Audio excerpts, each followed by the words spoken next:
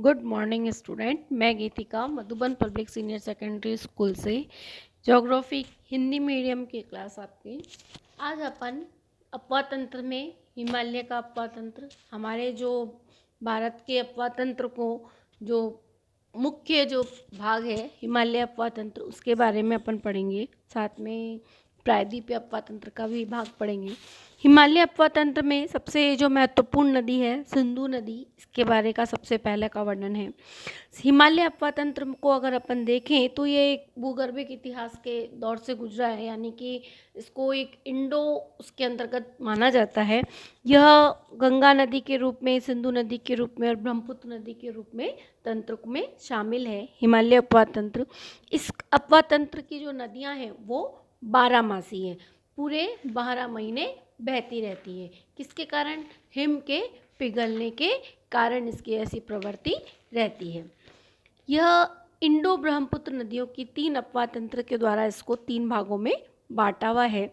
यह एक विशाल नदी है जो पैलोस्टिक काल से हिमालय के पश्चिमी भाग में पोटवार पठार के उत्थान के कारण यह बताई गई है। सिंधु और गंगा का जो अपवा तंत्र है, इसको जल विभाजन का भी यह कार्य बन चुका है।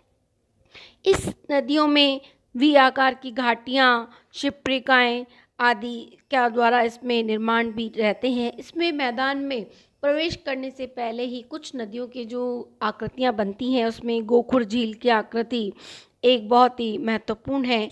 गोखुर झील की जो आकृति है वो इस प्रकार जो है, वो नदी का जो बहाव है वो रहता है और साथ में जो हमें नज़र आती है तो वो इस प्रकार नदी आती है, यानी कि वह अपने मार्ग में बह रही है, लेकिन वह मार्ग में बहने के बावजूद भी वह कुछ अलग से वह हमें नज़र आती हैं। ये हमारी क्या रहती हैं? शिप्रिकाएँ रहती हैं। नदी जब अपने मार्ग में विसर्प में जब बहती है अपनी वितरिकाओं में, तो उसमें कुछ अलग से हमें पानी भी नज़र आने लगता है। वो होती हैं उसकी गोखुर झील के नाम से इनको जानते हैं। क्यों कहा जाता है इनको गोखुर झील? क्योंकि ये अलग से बह रही हैं, इसलिए इनको गोखुर झील की संज्ञा दी जाती है। इसी प्रकार बाढ़कृत मैदान और ग्रुफित नदियाँ आदि जो हैं वह भी इसी भाग में ही बहाव का कारण है। डेल्टाओं का भी यह निर्माण करती हैं। डेल्टा मैंने नेक्स्ट टॉपिक में समझाया भी था। जब 3 जो आकृतियाँ त्रिभुजाकार जब आकृति बनती है, जब नदी अपने मुहाने पर, यानी कि जब नदी विसर्जन के समय जब बहती है तो उसको बाढ़कृत जो बाढ़ से तलछट जो पानी आया हुआ है वह जब त्रिभुजाकार आकृति में हमें नज़र आता है तो वह एक डेल्टा का निर्माण करती है। इसी प्रकार हिमालय की जो प्रमुख नदियों में अपन सबसे पहली नदी सिंधु नदी के बारे में अपन पढ़ते हैं। इस नदी का जो विकास है वो नदी द्रोणियों में से एक माना जाता है। यह नदी लगभग इसका क्षेत्रफल 11,65,000 वर्ग किलोमीटर है, जो कि 3,21,289 वर्ग किलोमीटर के एरिया के अकॉर्डिंग यह प्राप्त होती है। इस नदी का उद्गम स्थान कैलाश की भाग बताया है कि यह नदी सबसे बड़ी नदी है भारत की और इसकी कुल लंबाई 2,880 किलोमीटर, जिसका कि क्षेत्रफल के अनुसार हम देखें तो भारत में लगभग वह लंबाई 1,114 किलोमीटर है। यह सिंधु नदी तिब्बत के कैलाश के पर्वत की श्रेणियों से निकलती है ना। तिब्बत का जो भाग है, यानी कि हमारे भारत के मानचित्र को अगर हम देखते हैं तो यह तिब्बत के भाग की जो स्थिति है वह ये नज़र आती है, हमारे तिब्बत का भाग की। सिंधु नदी का जो उद्गम है वो इसी प्रकार रहता है और यह नदी बाद में 5 भागों में बट जाती है। झेलम, रावी, चेनाब और सतलुज, इस नामों से इनको जाना जाता है बाद में। लेकिन इससे पहले इन नदियों का जो उद्गम स्थल है वह एक महत्वपूर्ण है कि ये आप नोट कर लें अपने पास में कि भारत का जो सिंधु नदी का जो उद्गम स्थल है वो कैलाश पर्वत है। सिंधु नदी के और अन्य नामों से भी जानते हैं, जैसे कि सिंगी, खवान और शोरमुख। इसकी जो सहायक नदियां हैं सतलज, झेलम, चेनाब, रावी और व्यास, जो ये इसकी 5 जो नदियां हैं, इसी के मैदान से ही बना हुआ जो मैदान है पंजाब कहलाता है। तो इन सिंधु नदियों की 5 मुख्य नदियां हैं। चेनाब जो कि एक सिंधु की सबसे बड़ी और सहायक नदी है, इसकी और अन्य नाम से चंद्र भाण नाम से भी इसको जानते हैं, सिंधु नदी का भाग है। हम अगर अब देखते हैं इस मैप के अनुसार, तो सिंधु नदी का जो भाग है वो इस प्रकार नदी में विस्तार रहता है। यह सिंधु नदी का नहीं, जबकि यह भाग हमारा यह गंगा नदी का भाग है। झेलम नदी जो कि वुलर झील से होकर बहती हुई जाती है। सतलज नदी ये भाखड़ा नांगल बांध पर स्थित है। भारत का यह सबसे ऊंचा बांध है। इसका जो स्थान है वह भी तिब्बत से ही माना जाता है। यह राक्षस ताल के वहाँ से निकलती है और सरोवर में निकट राक्षस ताल से यह बहती है। अन्य नामों से इसको तिब्बत में लौंग, चेनाब, खवाब के नाम से भी इसको जानते हैं। नेक्स्ट हमारी नदी है भारत में सबसे लंबी बहने वाली जो नदी है गंगा नदी तंत्र, जिसका हिमौद्री जो इसका उद्गम स्थल है, और यह हिमाद्री से निकलने के बाद में यह भारत में ही इसका उद्गम स्थल है, और साथ में यह हिमौद्री के नाम से इसके बाद में इसकी जो महत्वपूर्ण नदी जो इसको माना जाता है, यह भारत की सबसे महत्वपूर्ण नदी है और यह उत्तर में काशीमुख से उत्तराखंड से निकलती है। यह गंगोत्री और हिमनद से होते हुए यह जो भाग है ये 2 भागों में बंटती है, भागीरथी और अलकनंदा। भागीरथी का भाग जो कि गंगा की लंबाई में 2525 किलोमीटर है, विष्णुप्रयाग में यह गंगा की शैली में मिलकर अलकनंदा का निर्माण भी यह करती है। यह कर्णप्रयाग में मिलकर अलकनंदा से मिलती है नदी, और यह रुद्रप्रयाग में अलकनंदा से मिलकर मंदाकिनी मिल जाती है। देवप्रयाग को अलकनंदा और मंदाकिनी नदी मिलती है और यह हरिद्वार के मैदान में पहुंचकर यहाँ गंगा नदी कहलाती है। हमने गंगा नदी के कुछ भाग का यहाँ वर्णन भी समझा है कि इसी प्रकार ये इलाहाबाद से, प्रयाग से निकलकर और ये चंबल नदी, और ये इसके बाद में इसको क्या कहा जाता है, गंगा नदी कहा जाता है। यह मंदाकिनी के नाम से और अलग अलग नामों से, ये इसका कर्णप्रयाग के नाम से, इसको विष्णुप्रयाग के नाम से, इसको अलग अलग नामों में इसको जाना जाता है।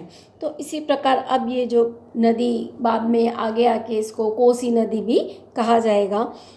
यह नदी क्रम इलाहाबाद के बाद में, इलाहाबाद का जो भाग है वो गंगा, यमुना और सरस्वती का संगम इलाहाबाद प्रयाग कहलाता है।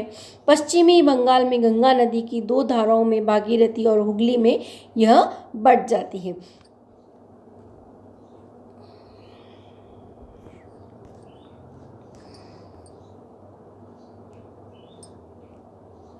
ये हमारा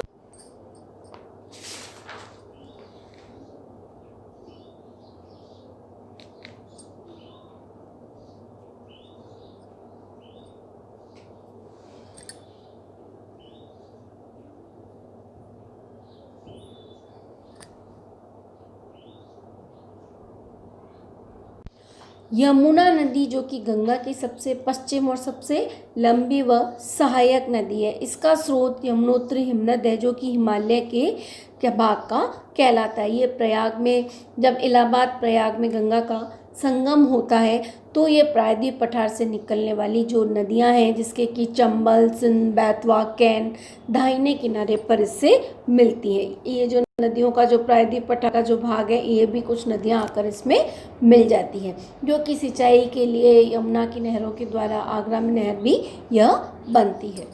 चंबल नदी मध्य प्रदेश के मालवा के पठार से निकलती है और यह उत्तरी पूर्व से होकर महाखंड में बहती हुई राजस्थान में कोटा में भी पहुंच जाती है, जिसको कि इस भू आकृति को चंबल खंड भी कहा जाता है। गंडक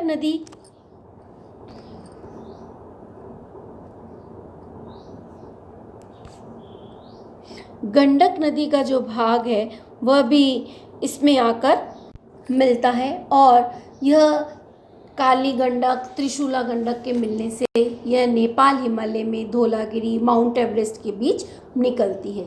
यह अप्रवाहित होकर बिहार के चंपारण जिले में गंगा प्रवेश करती है और पटना से निकट सोनपुर में गंगा नदी में यह मिल जाती है।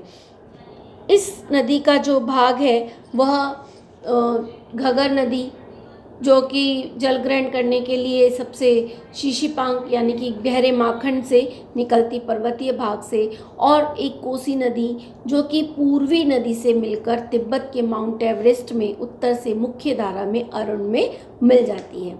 यह राम नदी गैरसन के निकट गंडवाल की पहाड़ियों से निकलती हुई यह अपेक्षाकृत छोटी नदी है, जो कि शिवालिक को पार करने के बाद में दक्षिणी पश्चिमी भाग की दिशा की ओर बहती हुई प्रवेश करती है। हम इसके बाद में इसको छोटा नागपुर के पठार की तरफ हम देखें तो इसका जो भाग है वह भ्रंश घाटियों में होती हुई यह हुगली नदी में गिरती है और इसको इस समय बंगाल का शोक कहा जाता है। यह बहुउद्देशीय परियोजनाओं के वंश कर लिया है। अब इसने दामोदर घाटी कॉर्पोरेशन नामक, जो कि एक बहुउद्देशीय परियोजना है। शारदा या सरयू नदी की उद्गम नेपाल हिमालय में मिलान से यह हिमनद से बना हुआ है। गंगा नदी महत्वपूर्ण एक सहायक नदी है, जो कि बंगाल में गंगा के बाएं किनारे पर मिलती है और अंतिम सहायक नदी बन जाती है। यह पटना से पश्चिम की ओर आरा से पास आकर गंगा नदी में यह विलीन हो जाती है और यह कई जलप्रपातों का निर्माण भी यहाँ पर करती है। नेक्स्ट है हमारी ब्रह्मपुत्र की नदी का भाग। ब्रह्मपुत्र की जो नदी है वो सांगोपा के नाम से भी जानी जाती है। ये हमारा ब्रह्मपुत्र नदी का जो भाग है बहुत छोटा सा है, लेकिन नदी क्रम काफ़ी बड़ा है। यह भी तिब्बत से निकलती है, मानसरोवर झील के पास से चामायुडिंग के नाम हिमनद से निकलती है। यह एक अनुदैर्ध्य रूप में बहती है। यह लगभग समतल मैदान में लगभग 1200 किलोमीटर दूरी तय करती है। इसको सांगोपा नाम से भी जानते हैं। यह तिब्बत के, जिसका अर्थ होता है शोधक, यानी कि शोध करना, जानकारी प्राप्त करना। मध्य हिमालय में नमचा बैरवा के निकट इस नदी का निर्माण हुआ है। यह नदी क्रम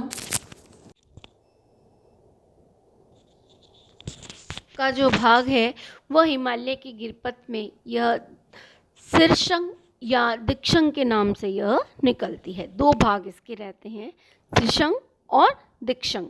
ठीक है,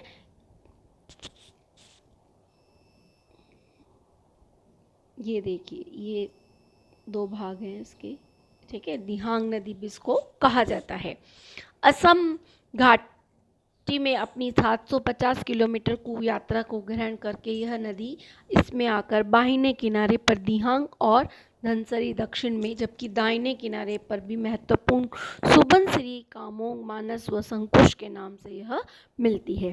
सुबनसिरी, जिसका कि उद्गम तिब्बत से है, पूर्वतीय नदी है। यह भी बांग्लादेश में ही प्रवेश करती है, फिर दक्षिण दिशा में मिलती है। बांग्लादेश तिस्ता नदी के दाहिने किनारे पर यह मिलती है और इसके बाद में इसको जमुना कहलाती है। अंत में यह नदी पद्मा के साथ मिलकर बंगाल की यह नदी जो है पद्मा के साथ में मिलकर बंगाल का जो भाग है वह बंगाल की खाड़ी में जा गिरती है और ब्रह्मपुत्र नदी बाढ़ व मार्ग परिवर्तन के लिए, तटीय अपर्दन के लिए भी जानी जाती है। इसके जलग्रहण क्षेत्रों में भारी वर्षा के कारण अत्यधिक अवसाद बहाकर भी यह आ जाता है। नेक्स्ट हम पढ़ेंगे प्रायद्वीप का अपवा तंत्र के बारे में। प्रायद्वीप का अपवा तंत्र, प्रायद्वीप की नदियों के बारे में। प्रायद्वीप की जो नदियां हैं वो सबसे महत्वपूर्ण नदी गोदावरी नदी, जो कि सबसे अधिक भारत में सबसे बड़ी नदी है दक्षिण भारत की। यह बूढ़ी गंगा के नाम से भी इसको जाना जाता है। इसकी कुल लंबाई 1465 किलोमीटर है। इसका उद्गम महाखंड नासिक जिले के त्रयम्बक पर्वत से रहता है। कृष्णा नदी, जो कि दूसरी बड़ी प्रायद्वीप नदी का भाग है, इसकी लंबाई भी 1401 किलोमीटर है। इसका उद्गम स्थल जो सह्याद्री के निकट महाबलेश्वर से रहता है। कावेरी नदी, यह नदी भी उद्गम कर्नाटक से है। इसकी कोगुण जिले के ब्रह्मागिरी की पहाड़ियों से रहता है। इसकी लंबाई 800 किलोमीटर है। नर्मदा जो कि एक अमरकंटक की पहाड़ियों से निकलती है, 1057 किलोमीटर इसकी ऊंचाई से यह निकलती है। इसकी लंबाई 1312 किलोमीटर है। नर्मदा नदी जो कि धुआंधार जलप्रपात का निर्माण करती है। जैसे मैंने आपको बताया था कि हिमालय की जो नदियाँ हैं वो कम जलप्रपात बनाती हैं, प्रायद्वीप की नदियाँ जो हैं वो जलप्रपात अधिक बनाती हैं। जलप्रपात का भाग यानी कि अत्यधिक विद्युत उत्पादन के लिए किया जाता है। यह गुजरात के भड़ोच के निकट अरब सागर में गिरती है और जवारनमुख का भी बनती है, यानी एस्चुअरी भी बनाती है। यह एक जवारन की चौड़ाई लगभग 27 किलोमीटर भी रहती है। नर्मदा नदी पर सरदार सरोवर परियोजन भी स्थित है। तापी नदी, यह नदी का उद्गम स्थल मध्य प्रदेश के बैतूल जिले की मलवाई क्षेत्र से रहता है। इसकी लंबाई लगभग 724 किलोमीटर है। यह नदी ज्वालामुख भी बनाती है। अरब सागर में यह नदी गिरती है। इन नदियों का जो बहाव है वो अधिक है और प्रायद्वीप भारत की जो नदियाँ होती हैं वो बारहमासी नहीं हैं। कुछ नदियाँ बारहमासी हैं, कुछ नदियाँ जो हैं उसमें जो मौसमी नदियों के नाम से जानी जाती हैं, क्योंकि यह कुछ ही मात्रा में अपना जल विसर्जन कर पाती हैं। यह कुछ दूरी पर जाकर समाप्त भी हो जाती हैं।